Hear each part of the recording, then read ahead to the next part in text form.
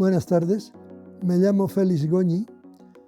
Durante 40 años he enseñado bioquímica en la Facultad de Ciencias en Leioa y ahora estoy jubilado. Os voy a hablar de las emulsiones en la cocina, utilizando como ejemplo una emulsión muy conocida que es la salsa mayonesa. Espero que os guste. Este es un mapa de cromosomas sexuales de este aula. No he puesto los X, solo he puesto los Y. Y es bastante interesante la enorme separación. Los Y están por ahí fuera.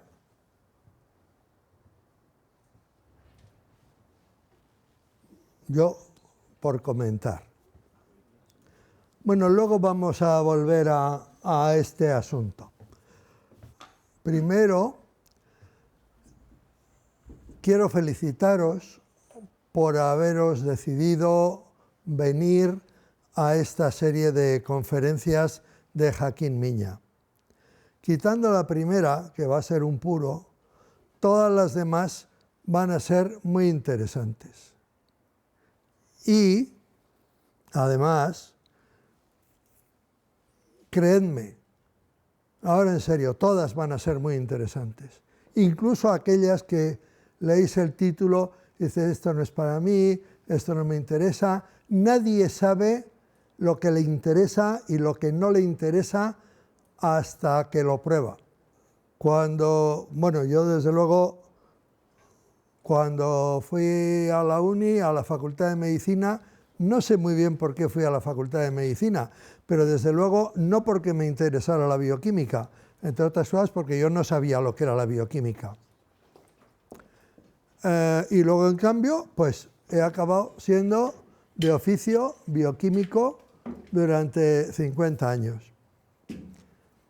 Entonces, vais a tener la posibilidad de oír a buenos profesionales de una serie de cosas. Y es una oportunidad que solo una pequeña fracción de los estudiantes de vuestro nivel tienen. Entonces, venid simplemente con las orejas abiertas y con la cabeza abierta, porque donde menos lo penséis, va a aparecer algo que os interesa y a lo mejor, pues, es que os va a seguir interesando el resto de vuestras vidas. Por cierto, mi dirección de correo electrónico, que la universidad todavía no me ha quitado, pero a lo mejor me la quita pasado mañana, es esta, felix.goni@ehu.es.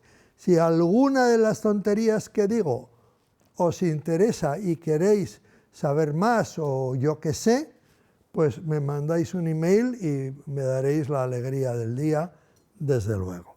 Vamos allá. En realidad, claro, si titulo esto emulsiones, micelas y salsas, no venís. He puesto lo de la mayonesa y lo del bioquímico para engañaros. Y ya veo que lo he conseguido porque estáis aquí un montón. Bien, mi charla va a tener... que sí, que vamos a hablar de la mayonesa. Pero la charla va a tener dos partes, una más general, que se llamaría química y cocina, o también se podría llamar un bioquímico en la cocina, y la segunda parte se podría llamar emulsiones, micelas y salsas, también la mayonesa vista por un bioquímico. Vamos a decirlo todo, o casi todo. Yo cocino en casa todos los días.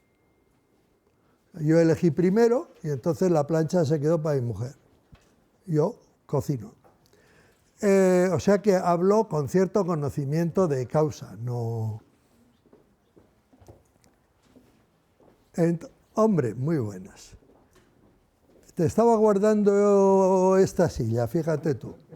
Pascual Román, distinguido químico y colega de la facultad, que por lo visto no tenía nada mejor que hacer esta tarde.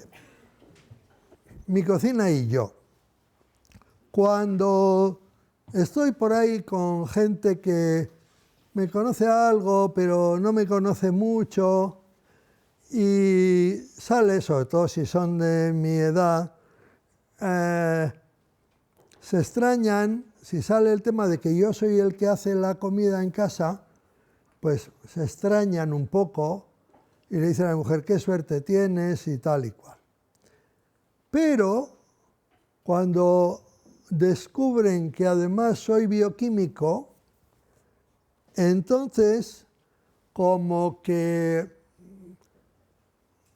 pasa un aire frío por allí, porque empiezan a pensar. Y alguno me pregunta, ¿y tú cómo cocinas? ¿Cómo voy a cocinar? Pues como todo el mundo. Como todo el mundo. ¿Cómo voy a cocinar? Pero la pregunta no es esa. La pregunta es, ¿y tú cocinas con química? No se atreven a decirlo, pero yo sí se lo digo. O sea, ¿me quieres decir que si cocino con química? Te contesto, la cocina es química. Por lo tanto, nadie puede cocinar sin química, lo sepa o no. Por lo demás, yo cocino como todo el mundo. Dato, esto es un huevo frito. No es mío, es una foto que he encontrado por ahí. Entonces, ¿cómo frío yo un huevo? Pues como todo el mundo, pongo el aceite, espero que esté bien caliente, pongo el... Pregunta de examen. ¿Quién de los presentes podría levantar la mano aquel o aquella de los presentes que ha frito un huevo, o freído, ¿cómo es? Que ha freído un huevo alguna vez en su vida? ¡Buah! Inmensa mayoría. Estoy impresionado. Vale, bajar. Bien, yo cocino un huevo exactamente igual que vosotros, los cocinadores de huevos. Lo que ocurre es que cuando yo veo que esto, que es un líquido ahí viscoso y tal, y transparente, se va solidificando y se va cogiendo un color blanco, yo estoy pensando en que las proteínas de la clara del huevo se están desnaturalizando por el calor. Y al desnaturalizarse, sus propiedades físicas cambian y pasan de ser un líquido viscoso a ser un sólido bastante elástico. Y cuando veo que esto sigue, si el huevo no se malogra, pero vamos, si veo que eso sigue líquido, si unto el pan y sale allí toda la yema, interpreto que el mismo calor que hace que estas proteínas se desnaturalicen, esto no sufre el mismo proceso porque la yema tiene muy pocas proteínas. La yema tiene sobre todo lípidos. Lípidos o grasas, ya sabéis que es lo mismo. Lípidos es un poco más fino, ¿no? Y grasas pues es para lo que uno tiene. Bien. Bueno, es un ejemplo, es una tontería, pero que cocino como todo el mundo, sí, pero que sé interpretar los procesos físico-químicos que ocurren durante el cocinado, porque son muy interesantes, Y se podría aprender bastante bioquímica y bastante biofísica estudiando la desnaturalización por calor de la clara de huevo. Y desde luego que ha habido gente que lo ha estudiado. Según esos que yo me encuentro tomando vinos, pues parece como que la ciencia, la química, está en contra de la cocina tradicional. No, yo no quiero química, yo quiero la cocina de toda la vida. Bueno, ya os he dicho que friendo un huevo estamos haciendo química y química física de la buena. Pero es que además la ciencia no está en contra de la cocina tradicional. Simplemente que sabiendo un poco de ciencia vamos a cocinar un poco mejor. Tampoco esperéis milagros, pero sabiendo un poco de ciencia, lo que no vamos a hacer, desde luego, es cocinar peor, por saber un poco de ciencia. No vamos a cocinar peor. Y esa idea de antes los huevos sabían mejor, aquella merluza de la mama, todo esto es una trampa de nuestra memoria. La memoria del género humano, la evolución ha seleccionado unas características de la memoria y una de ellas es que olvidamos lo malo y recordamos lo bueno.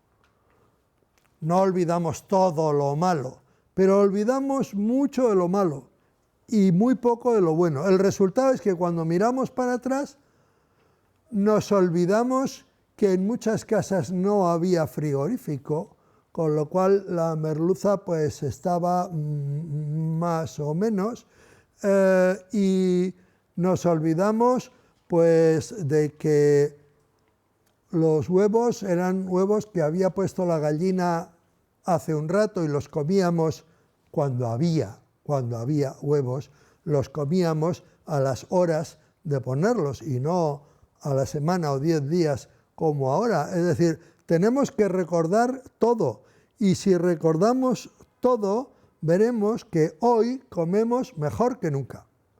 Hoy comemos mejor que nunca. Diga lo que diga el Aitite y el tío emerenciano, me da igual. Hoy comemos mejor que nunca. Hoy alguien tiene una gastroenteritis alimentaria y casi sale en el periódico. Antes eso era pues lo normal. Y eso que tenían una cierta inmunidad por la cantidad de porquerías que se habían comido toda su vida. Pero siempre está esa idea de que lo que es químico es malo y lo que es natural es bueno. Lo que es natural, por ejemplo, la estricnina es un producto natural y a mí no me apetece tomármela en general. Los procesos de putrefacción son procesos naturales y a mí, desde luego, en la cocina no me gustan nada. Pero está esa idea heredera del vitalismo. El vitalismo es una doctrina muy antigua, pero que tiene un apogeo, vamos a decir, en el siglo XVIII, cuando se empiezan a estudiar con criterios científicos las propiedades de los seres vivos y pues las cosas que no se sabe explicar en aquel momento se explican recurriendo a la fuerza vital, al principio vital, ¿no? Estos seres, pues resulta que están mejor en un ambiente frío que en ambiente caliente, pues por un principio vital, y los otros que por un principio vital, la fuerza vital, todo aquello que no se sabía lo que era la fuerza vital. Y esa doctrina de que los seres vivos tienen alguna propiedad distinta de los seres no vivos se llama vitalismo. Y eso a mediados del siglo XX quedó completamente refutado. No hay ninguna diferencia, ninguna, esencial, vaya, entre lo que hay en un bote, en un laboratorio químico y su seguro servidor.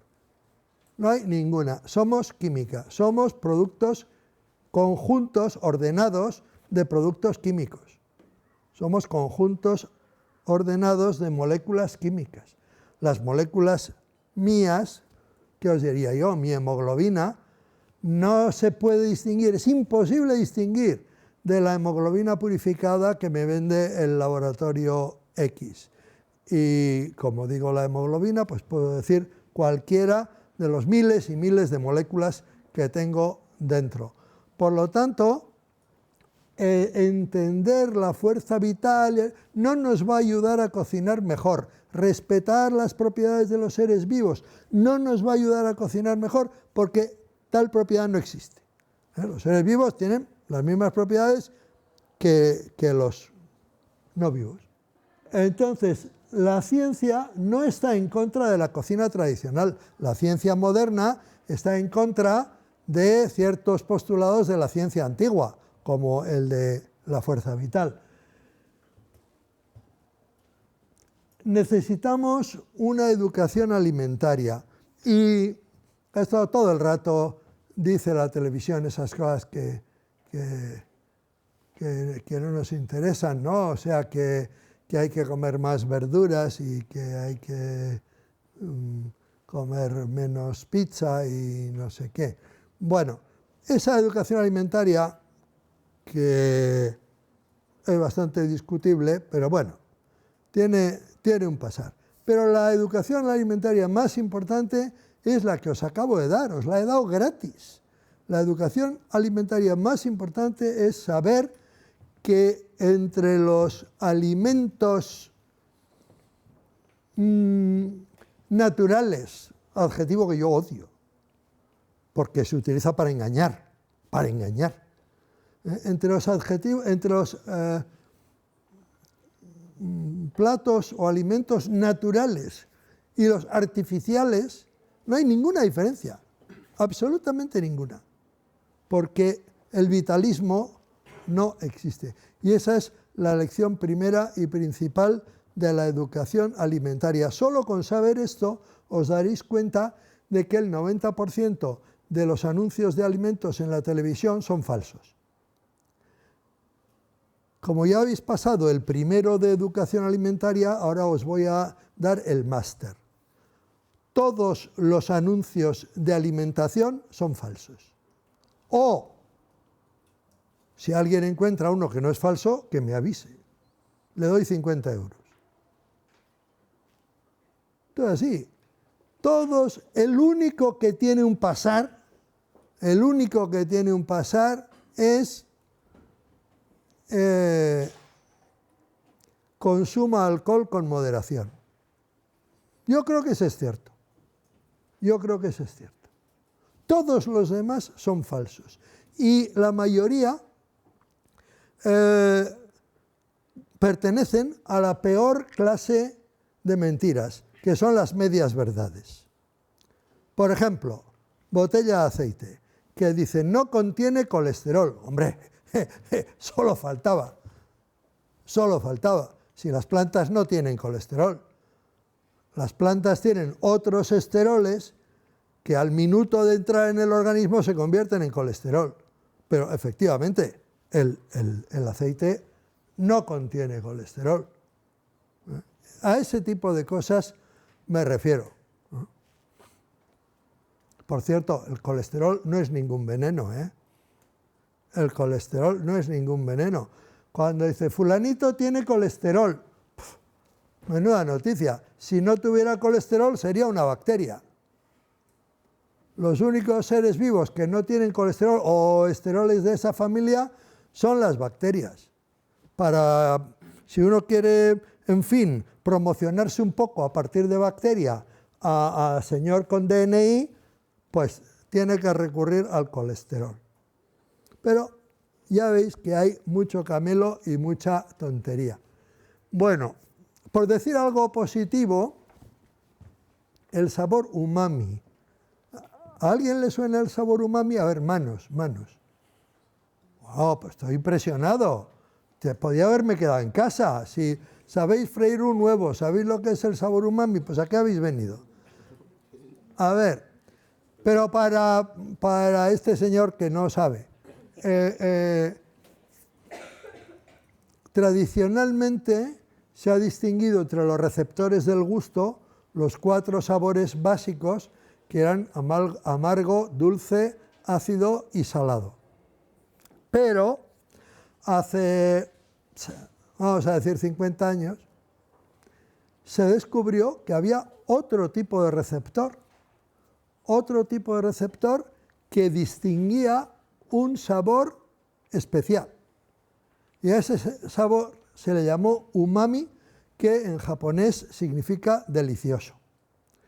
Y ese sabor, ese receptor del sabor umami, tiene una característica única, que es que necesita 2 moléculas para ser excitado.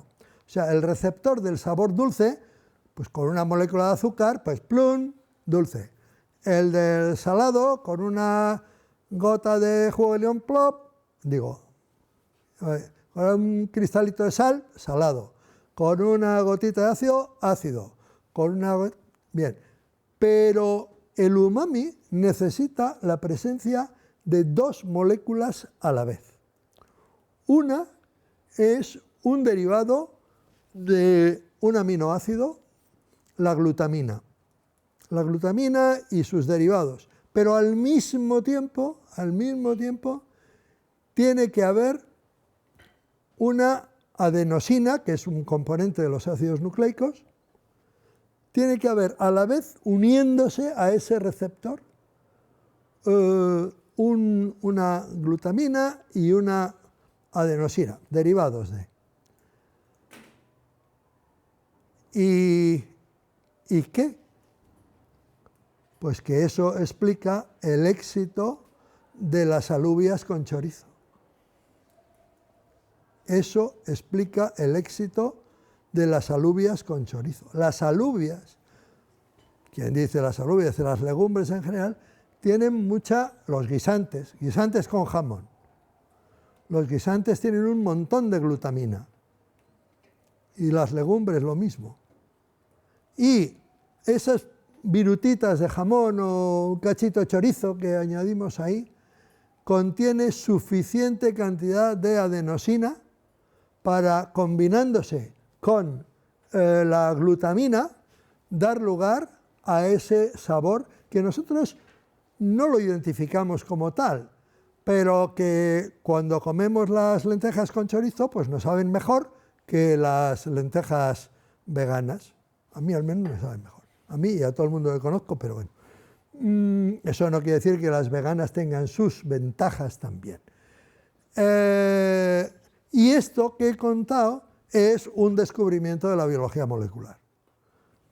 O sea, no digo que los guisantes con jamón sean un descubrimiento de la biología molecular. Digo que el funcionamiento de los receptores del sabor umami es un descubrimiento de la biología molecular. La salsa de soja, si os habéis dado cuenta, la salsa de soja, aparte que tiene un sabor salado de 1000 demonios, pues despierta como una sensación gustativa distinta cuando se añade a los alimentos que sean sabor umami. Tiene un montón de glutamina y si se encuentra con alguna molécula de adenosina por ahí, pues sabor umami. O sea que lo de la ciencia, bueno, no daña y a veces o ayuda o explica. La siguiente es un plato del restaurante Nerúa, del Guggenheim. Estos son brotes de guisante y esto es espuma de jamón. El creador de este plato, José Analija, no tenía ni idea del sabor umami ni nada por el estilo. Solo es un gran cocinero y desarrolló este plato que tiene un aspecto tan apetecible. Pero es umami puro. Otra cosa que quiero mencionar es que necesitamos una mejor tecnología de los alimentos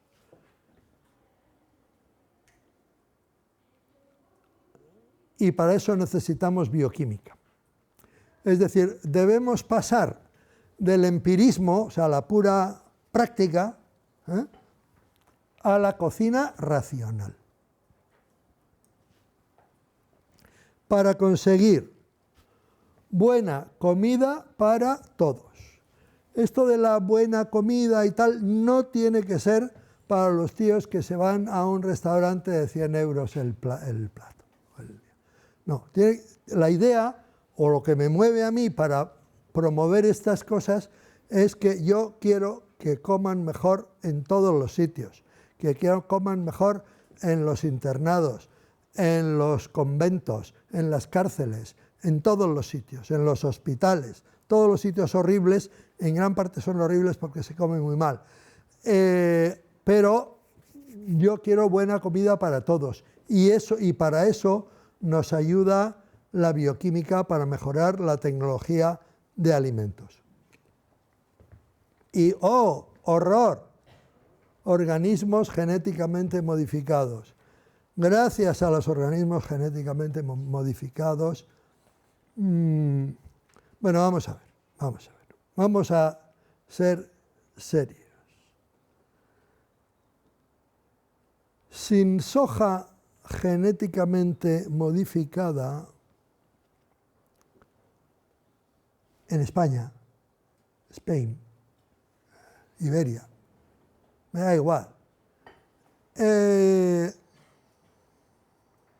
Es que no tenemos carne de cerdo, porque no podemos dar de comer a los cerdos algo que sea barato y sano. Si en el maíz híbrido no tenemos gallinas, bueno, ahora es como si no las tuviéramos, pero no tenemos gallinas, es decir, si eliminamos los organismos genéticamente modificados, y de verdad los eliminamos, nos morimos de hambre. Nos morimos de hambre. Nos guste o no nos guste. Claro que no te anuncian carne de cerdo alimentado con soja modificada genética. No, no te lo dicen. De hecho, como ese cerdito ha venido de América, por ejemplo, donde no hay esas limitaciones, pues nosotros no sabemos lo que le han dado de comer. No sabemos, salvo que lo sabemos de sobra. Sin los organismos genéticamente modificados, sin la soja genéticamente modificada, sin el maíz híbrido, en España, y puedo decir en Europa, nos morimos de hambre. Comprendo que hay razones políticas, de la peor política, para no decirlo, pero vosotros habéis venido aquí a que os cuente la verdad, no a que os cuente un cuento chino, naturalmente. ¿Sí? ¿Algún comentario sobre la importancia de la cocina como predigestión? Bueno, primer dato, solo los humanos cocinan. No se conoce ningún mono, por listo que sea, que haga una paella. No. Solo los humanos cocinan. Y esto está muy relacionado con la evolución cultural. El invento de la cocina, el descubrimiento de la cocina. Yo os podría contar una novela, pero es igual. El descubrimiento de cómo se descubrió la cocina, pero el descubrimiento de la cocina fue acompañado de una rapidísima evolución, no la evolución darwiniana, que ya había ocurrido, de una rapidísima evolución cultural, que es la propia del ser humano. La cocina ayudó, primero los alimentos cocinados se digieren mucho más fácil que los crudos. Entonces, no es lo mismo comerse una pierna de Diplodocus cruda que asada. Cuando te la comes cruda, pues te quedas como la boa constrictor esa, que te quedas ahí medio muerto mientras haces toda la digestión y para cuando te enteras, pues ya te ha comido el oso. Pero con la cocina, con la comida cocinada, la digestión es más fácil, mucho más fácil, y queda más tiempo libre para hacer otras cosas propias de la evolución cultural. No sé si pintar las paredes de la gruta o qué, pero queda y te alimentas mejor, tienes más fuerza, procreas más, que ahí al final en la biología el que procrea más rápido es el que gana, eso desde luego. Pues puedes hacer todas esas cosas porque tienes mejor alimentación por la cocina. Entonces la cocina fue clave en la evolución cultural. Y luego una cosa muy graciosa es que lo que hace la cocina es hacer como un tráiler de la digestión. Porque, ¿qué comemos? Pues comemos cereal, volviendo a nuestra alimentación actual, ¿no?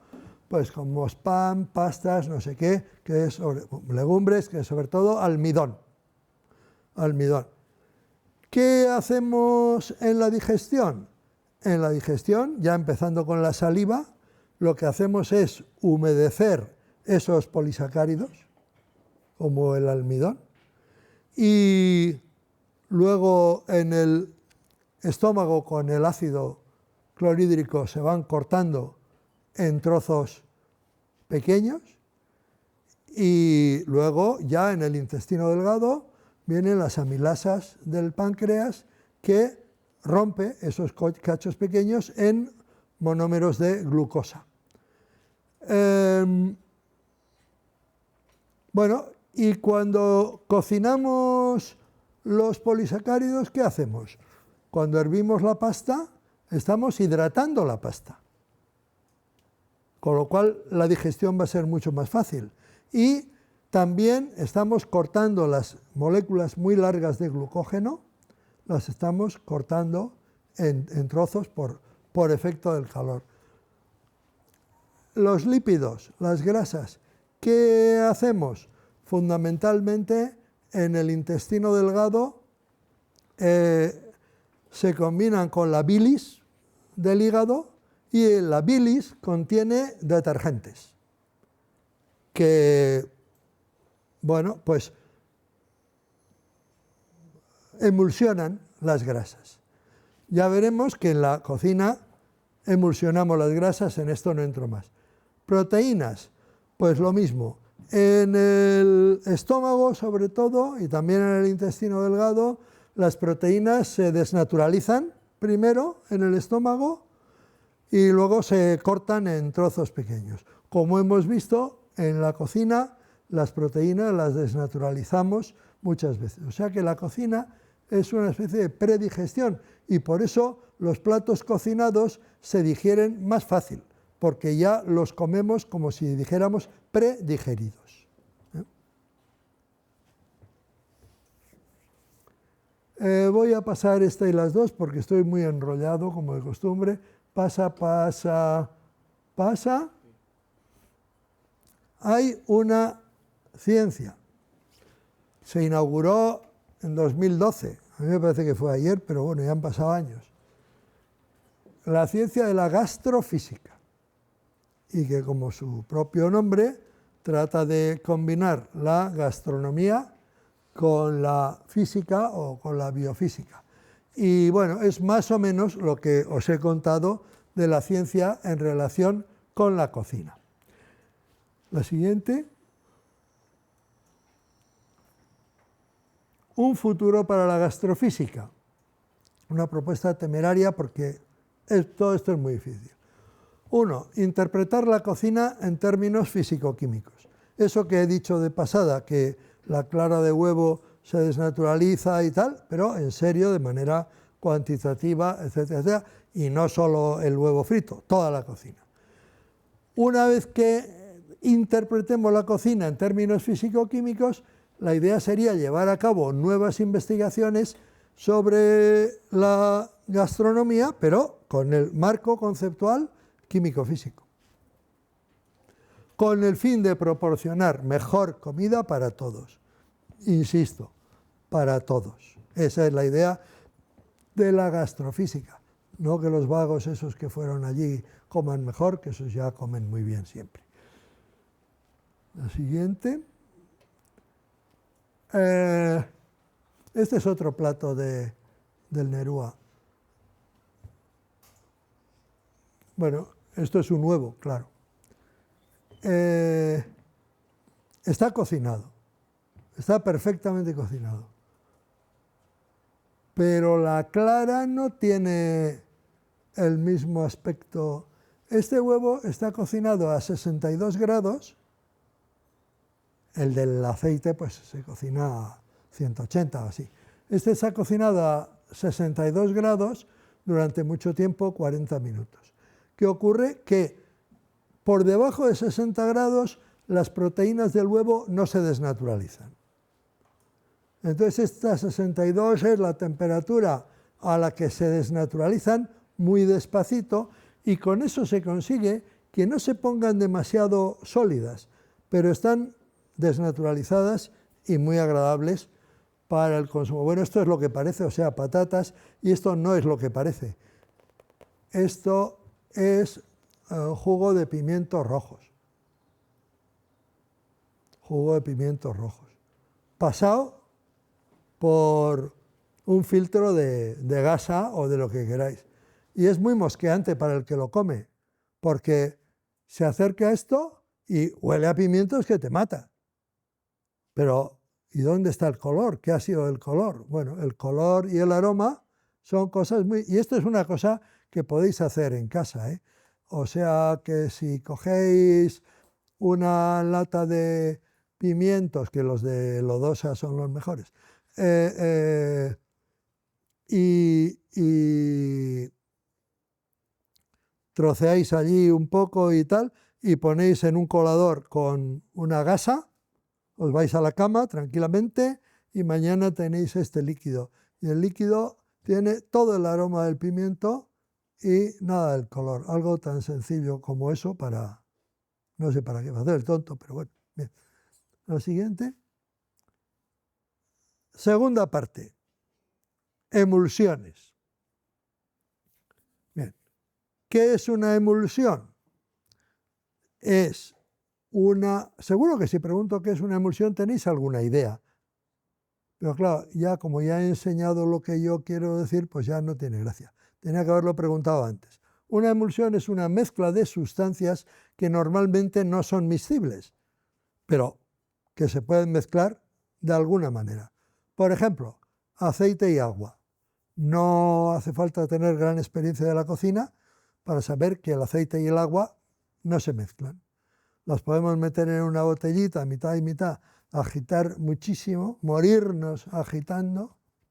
Parece que está todo homogéneo, dejamos la botella encima de la mesa y al minuto ya hay zonas amarillas de aceite y zonas incoloras de agua.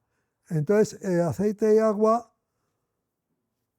en principio, no forman una emulsión. Forman una emulsión inestable, pero no, yo hablo de emulsiones estables. En las emulsiones hay una cosa que se llama fase continua y otra fase dispersa. Por ejemplo, aquí tenemos una emulsión en la cual hay una fase continua, que son los cromosomas X, y una fase dispersa, que son los cromosomas Y. Y fíjate qué curioso, no se mezclan. Uno pensaría que se iban a mezclar, pero no se han mezclado. Esto es más que una emulsión, esto es un desastre. O sea, es el aceite y el agua. Pero si esto fuera una emulsión de verdad, tendríamos I's por aquí perdidas por todo. En un mar de XX tendríamos XY, por ahí perdidos, pero distribuidos homogéneamente. Entonces, el mar de cromosomas XX es la fase continua. Y esos pobrecitos XY que están por aquí y por allá es la fase dispersa. En la mayonesa, ya que vamos a acabar hablando de la mayonesa, la fase continua es el agua y la fase dispersa es el aceite. Pero ¿no acabas de decir que el aceite y el agua no forman una emulsión? Bueno, porque hay un truco, claro, porque la mayonesa, aparte de aceite y agua, hay algo más. Ejemplos de emulsiones. Bueno, la leche. La leche, no es para hacer un chiste malo, pero es la leche de las emulsiones.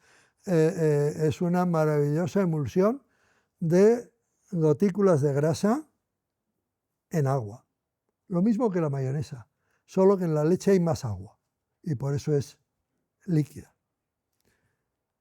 El pan, toma ya. El pan es una emulsión de qué en qué. A ver. Sí. ¿De? No. Tú estás pensando en cómo se hace el pan. Pero no. Yo estoy en la mesa, cojo un cacho de pan y ¿qué veo? Corteza y miga, muy bien. Vamos a fijarnos en la miga.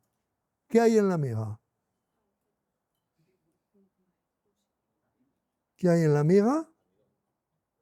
No, cosas que se ven con el ojo, sin saber nada de ciencias. ¿Y? Pues tienes que mirar mejor cuando vayas a cenar hoy. ¿Qué hay? Hay agujeros, ¿pero vosotros no veis que hay agujeros o qué? Hay agujeros. ¿Quién ha dicho ausencia? O sea, ¿tú crees que los agujeros están vacíos? A ver, yo no sé. ¿No? ¿Tú crees que se hace el vacío milagrosamente ahí en esos agujeros? No. ¿Qué hay dentro de los agujeros? No soy bioquímico. ¿Me lo explico? ¡Ay, Jesús bendito! A ver, ¿qué hay en los agujeros del pan? Aire. Bueno, pues el pan es una emulsión de aire en una mezcla de polisacáridos y proteínas, y esa emulsión está estabilizada por una proteína de la cual habéis oído hablar, seguro, y es muy posible que conozcáis a alguien que no puede comer pan porque tiene gluten. No puede comer pan porque tiene intolerancia al gluten. La proteína maravillosa que mantiene la emulsión de gas estable en la masa de polisacárido es gluten. Eso es. Entonces, el pan es una emulsión de gas en sólido. La mayonesa es una emulsión de líquido en líquido, pero hay muchas clases de emulsiones. En quesos de estos tipo emmental o gruyere, que en realidad el que tiene más agujeros es el emmental, los agujeros, pues eso también es una dispersión. Es una dispersión de aire en sólido. Bueno, más. Lo que estaba diciendo, que hay una fase dispersa, por ejemplo, el aceite, esto sería la mayonesa, y una fase continua. Ya entendéis que la continua es continua. Yo me puedo mover por todo esto sin atravesar la fase dispersa. Por lo tanto, fase dispersa y fase continua. La siguiente. Si miramos esas gotitas, vuelve atrás un momento. Si miramos con atención estas gotitas y con una lupa, por decir algo, sigue, nos encontramos con que están formadas por unos lípidos, grasas, pero en realidad esos lípidos a su vez, tienen dos partes. Tienen estas cabezas, que se dicen polares, que interaccionan bien con el agua, y estas colas que son hidrofóbicas. Entonces, y aquí fuera está el agua. Entonces esas gotitas están organizadas de tal manera que tienen que tener aquí unas estructuras que tengan cabeza, una parte hidrofílica para interaccionar con el agua y una parte hidrofóbica para interaccionar con el aceite. O sea, el secreto de cómo son esas emulsiones, son estables, es porque tienen estas moléculas alrededor que, vamos a ver, esto es grasa, esto es agua, y estas proteínas tienen una parte hidrofílica, o sea, que le gusta el agua, y otra hidrofóbica, o sea, que no les gusta el agua. Estas moléculas que juegan a dos bandas se llaman surfactantes o detergentes. La siguiente. Venga, la siguiente. Bueno, es lo que he dicho. Las emulsiones en principio son inestables, aceite y agua no hay tutía. Se necesita energía para formarlas. Para hacer mayonesa necesitamos darle energía. Las vacas le dan energía química para hacer leche, pero se necesita energía para formarlas y se pueden estabilizar con lo que se llaman surfactantes o detergentes o emulsificantes. ¿Qué son estos surfactantes? Moléculas que tienen una parte hidrofílica y otra hidrofóbica, como acabamos de ver. Bueno, aquí hay un surfactante con el que espero que hayáis tenido algún contacto esta mañana, que es pues un jabón.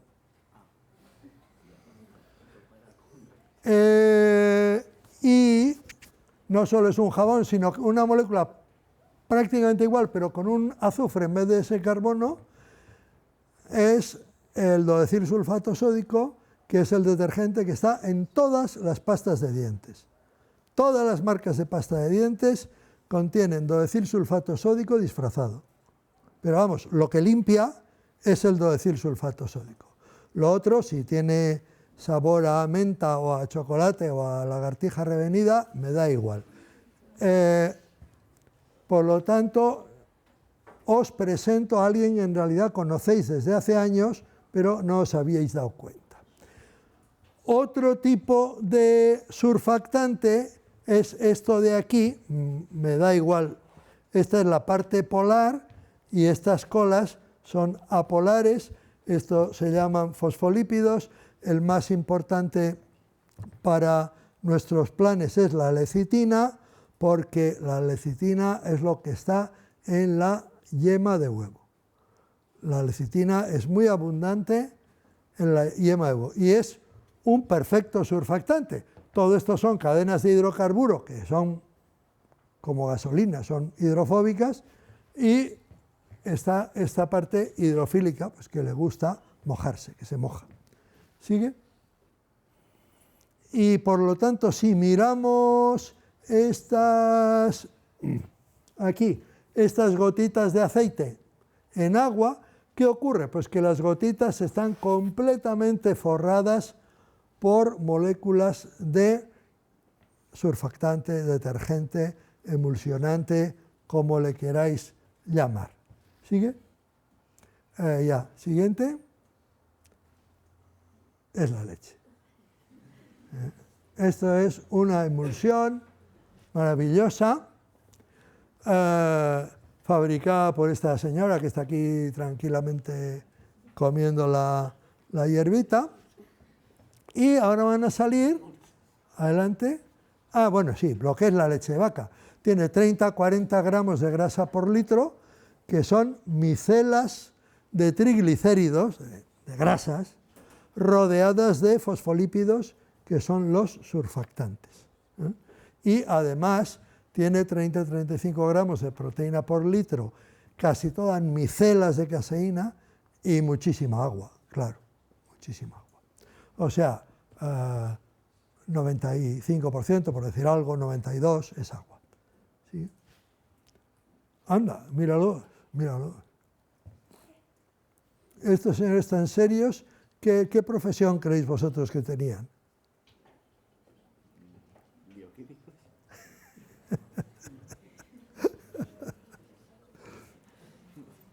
Bueno, hay una propuesta aquí que eran bioquímicos. Al 50% has acertado. No está mal, ¿eh? Porque con lo del vacío ese has quedado medio regular. Ya. Bien. ¿Cuál de los dos era el bioquímico? Sí, me he dicho que has acertado el 50% porque uno es bioquímico. ¿Cuál de ellos era el bioquímico? El de la izquierda, ¿no? Porque el de la derecha, la bioquímica, no se había inventado. Bueno, pero estos dos tienen algo en común. Eran lecheros. Eran lecheros. Ah, tienen otra cosa en común. Los dos recibieron el premio Nobel. Pasa a la siguiente. Don Federico Leloir, argentino, madre de Iparralde. En Argentina todos los vascos cuidan vacas. Yo tengo familia en Argentina que naturalmente tiene vacas. Las vacas de Argentina no son como las de aquí, porque las de aquí pues tienen 2 o 3 vacas, pero allí tienen 10.000. Y entonces, pues, los que tienen vacas tienen mucha pasta. Leloir decía, yo le conocí, aunque parezca mentira, porque claro, murió en el año 87, en el 87 tenía yo 36 años. Yo le conocí en un congreso, la primera vez en un congreso de la Sociedad Española de Bioquímica en Sevilla. Bueno, él decía que no puede ser bioquímico cualquiera. Para ser bioquímico, decía, hay que ser rico. Lo decía así, con toda tranquilidad. Claro, Leloir nunca solicitó un subsidio al ministerio de no sé qué ni de no sé cuántos. Fundó un laboratorio, que es lo que ahora se llama la Fundación, pues que no me acuerdo, claro, y allí hizo sus experimentos y lo que hizo fueron estudios que revolucionaron los conocimientos del metabolismo de azúcares.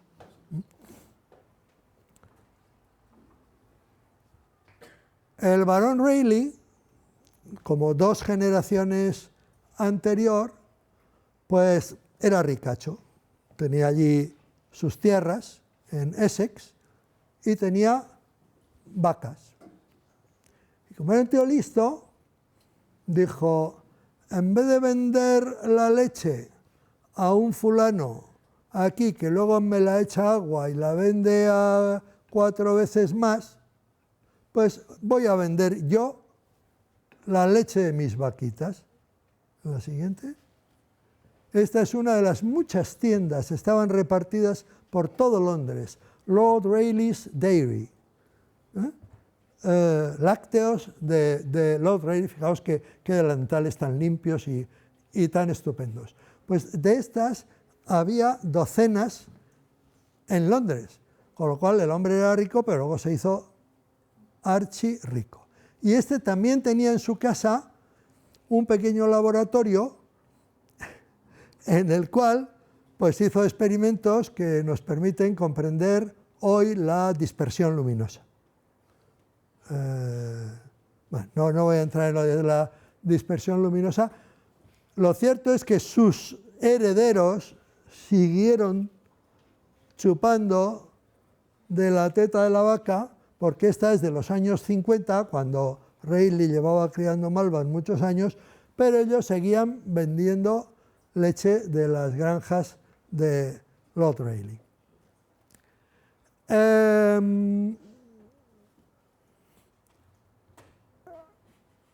Bueno, simplemente señalar que hay en la cocina 2 tipos de emulsiones.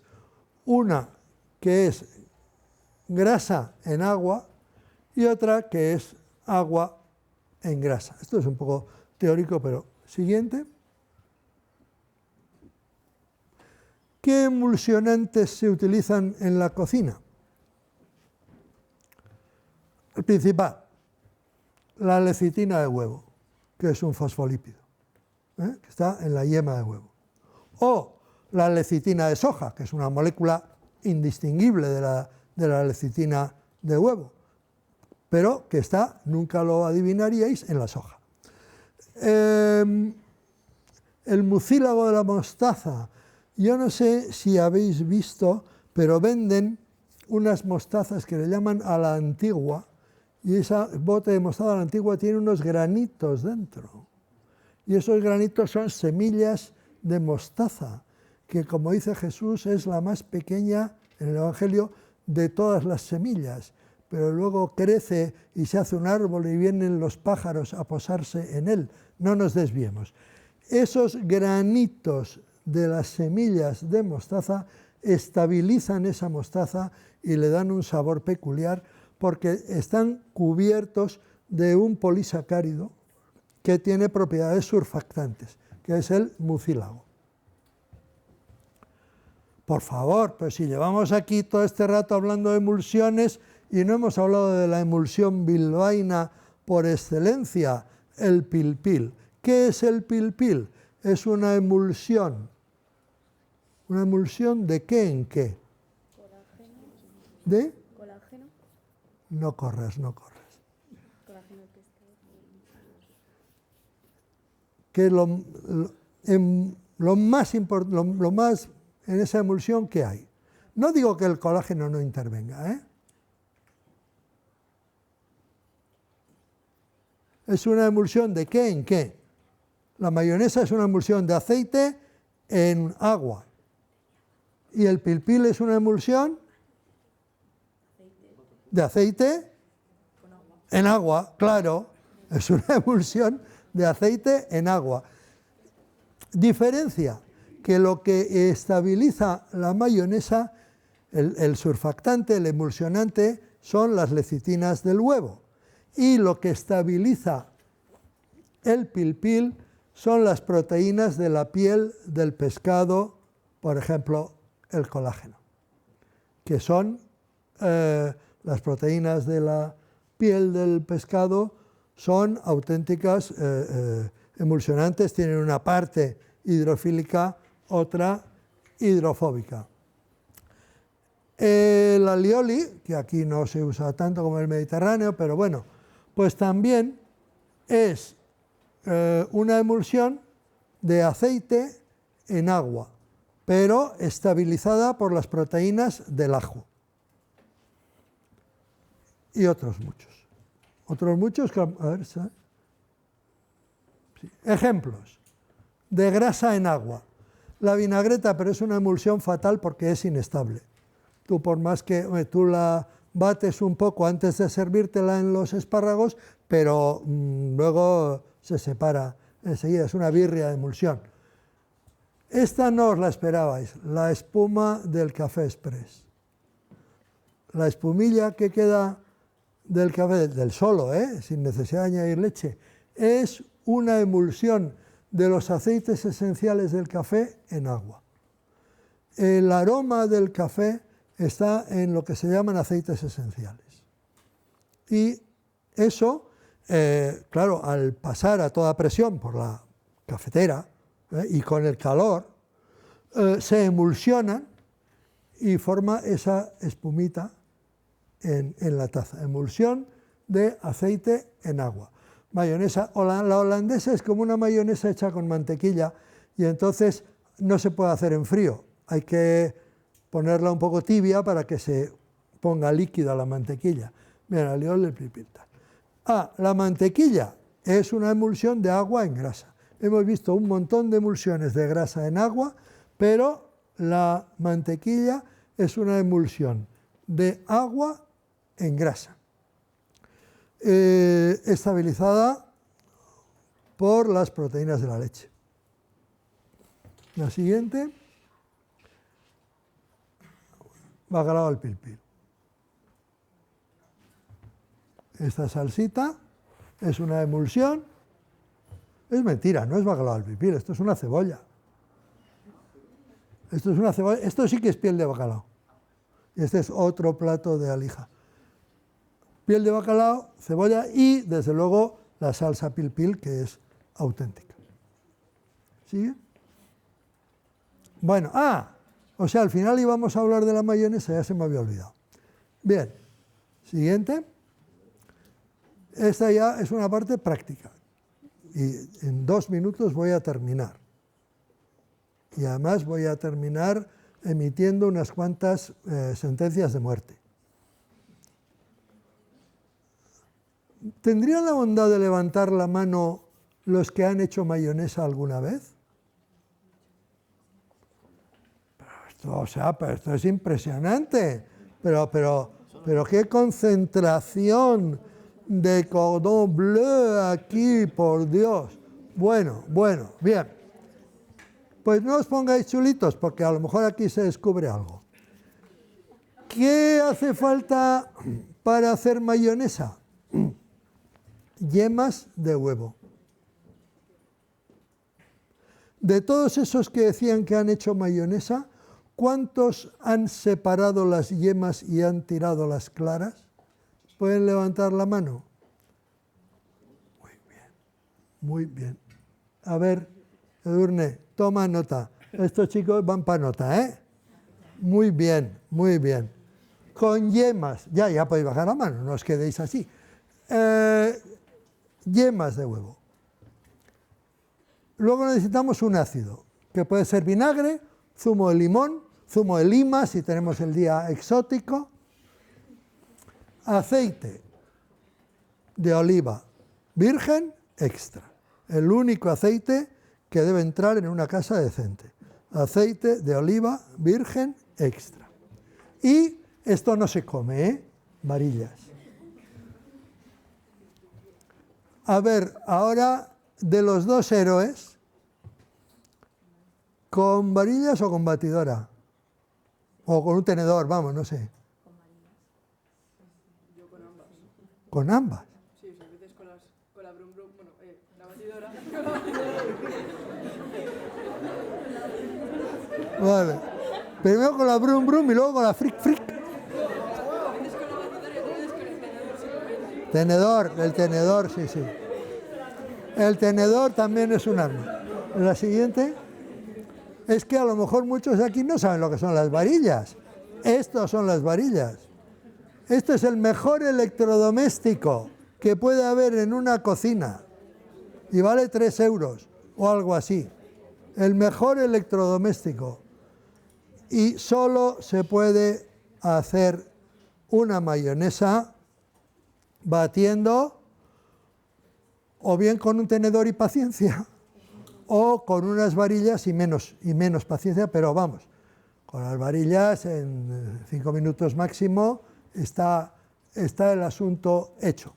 Por lo tanto, esas personas que cogen un huevo entero, lo echan en la batidora con vinagre o no sé qué y creen que están haciendo mayonesa, pues por la misma razón podrían pensar que están haciendo logaritmos neperianos. Es que no tiene nada que ver, el resultado de una mayonesa con yemas y con varillas a la otra. Bien, voy a terminar, os voy a perdonar la vida a todos los que decíais que habíais hecho mayonesa porque erais ignorantes, pero yo os he traído la luz de la verdad. Entonces, ¿qué emulsión es la mayonesa? Pues emulsionamos el aceite, lo hacemos gotitas de unas pocas micras, no os creáis. O sea, el tamaño de células de mamífero.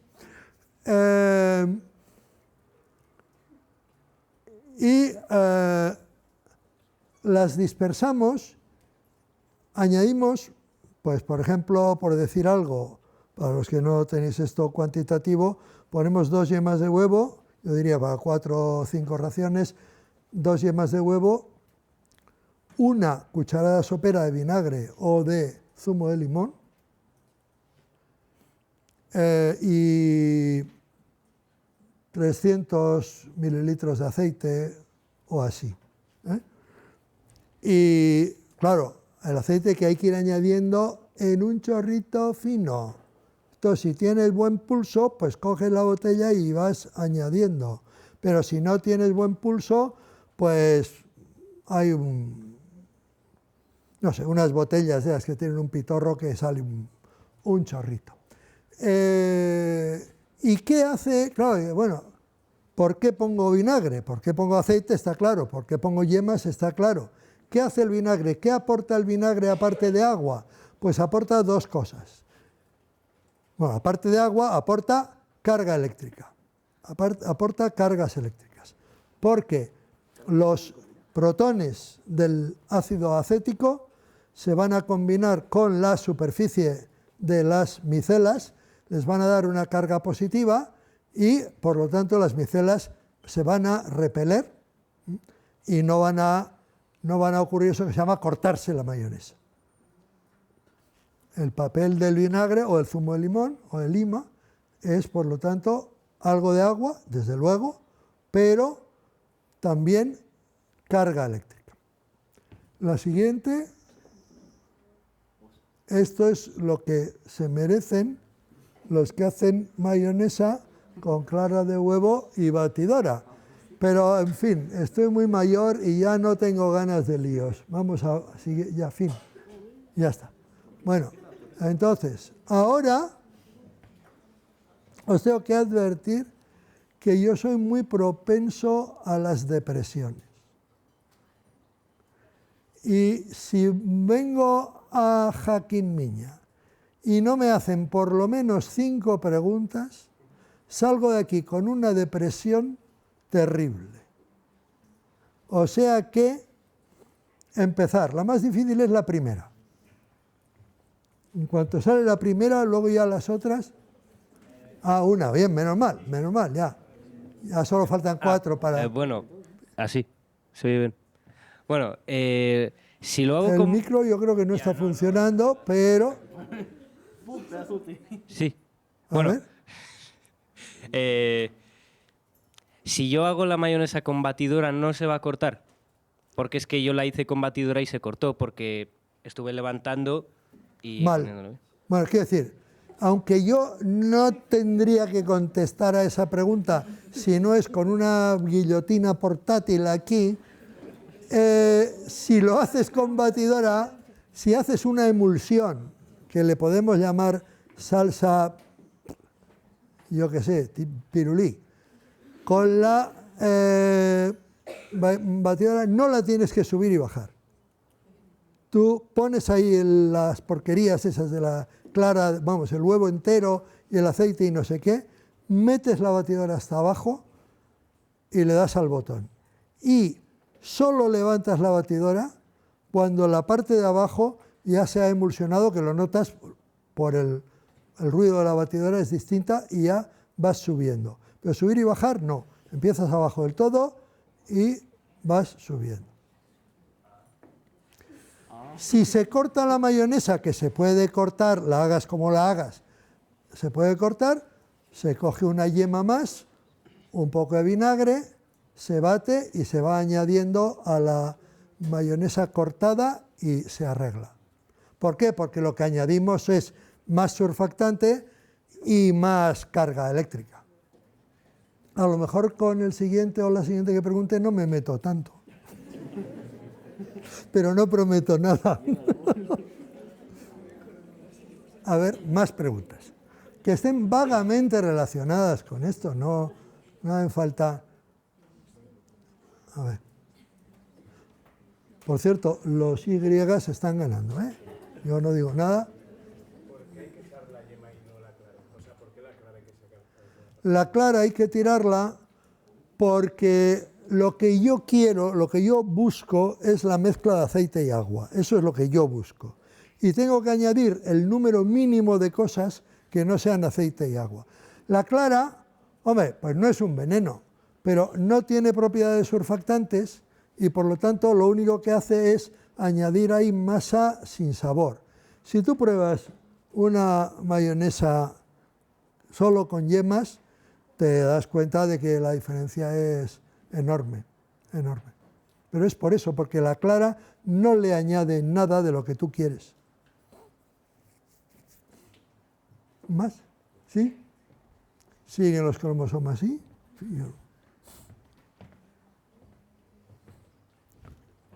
¿Podrías darnos más ejemplos de alimentos que tengan glutamina y adenosina?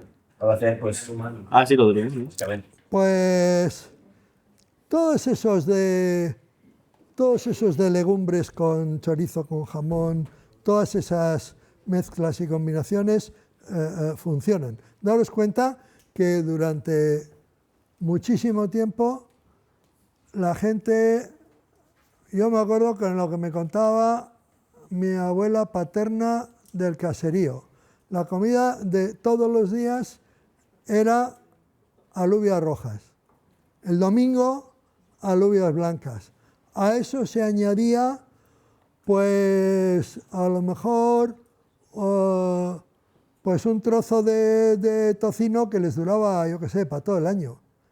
Hace falta muy poca cantidad de carne para tener el sabor umami. Quiero decir que hay mucha gente que se ha alimentado solo de eso y que el que inventó esos platos pues fue un genio, no sabía nada del sabor umami ni nada, pero ciertamente tuvo mérito. Piensa en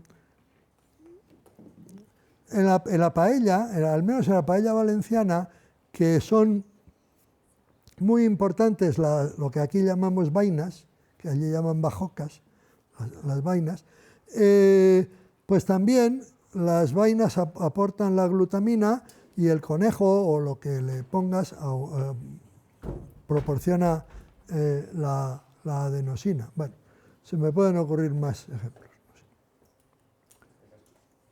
Ah, doble X, bien, gracias. ¿Nos podrías decir más ejemplos de emulsiones de agua y grasa? ¿Emulsiones de agua? ¿Emulsiones? De agua en grasa. De agua en grasa. Claro, que he dicho, ya, pero no me hagáis preguntas tan difíciles. Es que creo que la única que recuerdo es la mantequilla. O cosas muy parecidas a la mantequilla. Pero no, creo que no soy... ¿Me has pillado? Gracias. Pues así voy a tener que pensar luego de aquí a casa a ver si se me ocurre alguna. Ah, ¿por qué decidí ser...? Aquí se puede preguntar de todo, ¿eh? Se puede preguntar de todo. ¿Por qué decidí ser bioquímico? Pues porque tuve un flechazo con la bioquímica. O sea, yo fui, ya no sé si lo he dicho antes, yo fui a la Facultad de Medicina, no sabía lo que era la medicina, como casi todos los que íbamos allí, y desde luego no sabía lo que era la bioquímica. Para la medicina, hombre, yo había visto a algún médico, ¿no? Pero bioquímicos no había visto a ninguno. Y tuve la suerte de encontrarme en primero con un magnífico profesor, que era don José María Macarulla, que primero fue mi profesor, luego mi mentor, luego fue mi jefe, y nos vinimos juntos a Bilbao, y bueno, pues hasta que murió estuvimos, yo he dicho en público más de una vez que Macarulla era mi padre científico. Era mi padre científico. Y consiguió que yo me enamorara de la bioquímica, en primero, fíjate, para cuando acabó el primer curso de medicina, yo prácticamente había decidido, miraré a ver si hay algo más, pero yo creo que quiero ser bioquímico. O sea, un flechazo. Y eso, los flechazos son muy difíciles de explicar. Pero no te das cuenta de lo feo que es el tío, sí, pero hay flechazos. La bioquímica no es fea, ¿eh? El que era bastante feo era Macarulla. Uy, Dios me perdone. Pero la bioquímica tiene una belleza maravillosa. Muy, muy buena pregunta, muchas gracias. ¿Qué hacías en tu día a día como bioquímico? Fundamentalmente investigación, o sea, el 90% investigación y el 10% docencia. Y mi tema de investigación han sido las membranas celulares, que ya os acordáis, y particularmente los fosfolípidos. Esos que he hablado, la lecitina y tal, los fosfolípidos que son lo que principalmente constituye la estructura de las membranas, pues eso es lo que he estudiado toda mi vida. Parece mentira, toda una vida dedicada a semejante tontería, pero para mí no es una tontería, para mí es una pasión. Bueno, claro, no, 90-10 no. Cuando me he hecho mayor han sido 70-10, 20% burocracia. Cuanto mayor me he hecho, pues más burocracia. Pero bueno, procurando dedicar la mayor parte del tiempo a la investigación, que para mí nunca ha sido distinta de la docencia, porque gran parte de mi investigación era dirigir tesis doctorales. Y la dirección de tesis doctorales es una docencia maravillosa porque es el 1 a 1. Yo dirijo a los doctorandos, claro, de manera totalmente individual. Y para ellos, para mí puede haber 3 o 4, 6 doctorandos simultáneamente, pero para el doctorando solo hay un director. Entonces es una relación, como además estamos juntos 4 años mínimo, pues se establecen ahí todo tipo de relaciones, casi todas confesables. Y yo creo que, a ver dónde está la otra, que no la veo. El otro, sí. Algunas veces salen las series o películas típico de que con unas patatas como que la inyectan o algo y hacen como energía. ¿Cómo lo hacen? Ya. Esto yo cuando estamos viendo la tele y aparece un dragón que se está comiendo allí al príncipe y tal, y mi nieta de 5 años se asusta, yo le digo, no te preocupes, es una peli. Es lo mismo, o sea, le inyecta no sé qué una patata y sale energía, es una peli. ¿Por qué es una peli? Porque el primer principio de la termodinámica, que es una de esas rarísimas leyes científicas que no tienen excepción, pero ninguna, ni una sola, dice, uno de los enunciados es que la energía ni se crea ni se destruye, solo se transforma.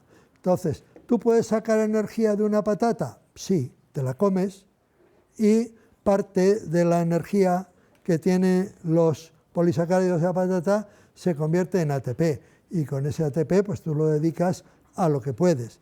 Pero todas esas cosas, el motor de agua...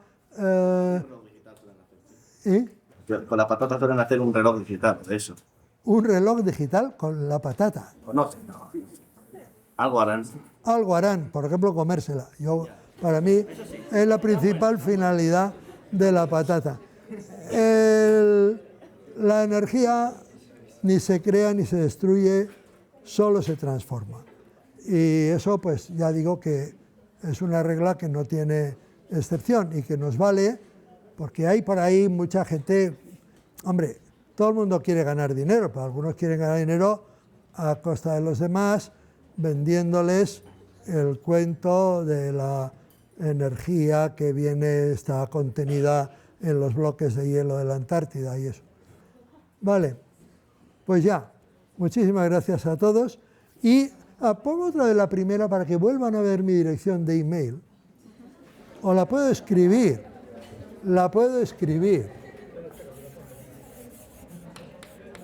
Felix.goni, no Goñi, Goni, hu.es. Si queréis comentarme cualquier cosa, estaré más que encantado.